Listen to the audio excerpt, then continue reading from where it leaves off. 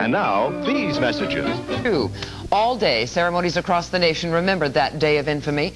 News 8's Dave Cohen attended one ceremony in Escondido, along with a man who survived the attack, which killed more than 2,300 Americans. Paul, take me back to the USS Arizona, December 7, 1941. Yeah, well, it was just a few minutes before 8 o'clock. And all I heard was, I didn't even hear air raid going every which way.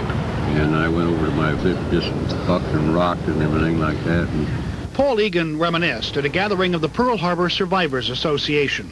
He listened as retired Army Colonel James Bo Greitz, who commanded Green Berets in Vietnam, said there was nothing we can do about Pearl Harbor except to see that we never have another one like it to remember.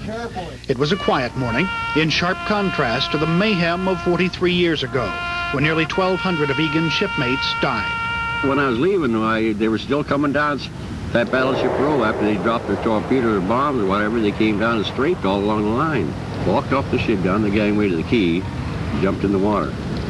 They started swimming, and I thought, well, I can't work with these shoes too well, so I turned around, came back, and there's a whaleboat moored there, and I took my shoes off and threw them in the whaleboat. I thought, I'll get these later. But the whaleboat burnt. And, but I swam over to Fort Island there, which was a short, maybe 100 yards or something like that.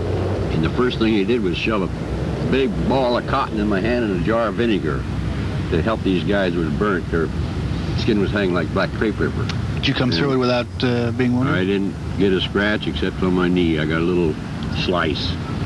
And I don't know what it was, some metal flying, or it wasn't a bullet. You know, you get out of your body, you might say, when something like that happens. You just do what you're supposed to.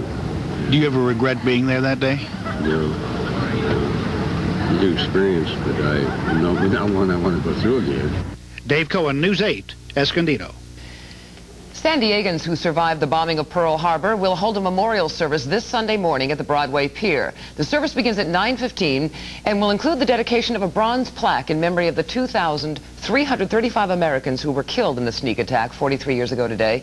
A 34-foot scale model of the battleship Arizona will also be there. The Arizona blew up and sank in the attack, killing 1,177 crew members. Jesse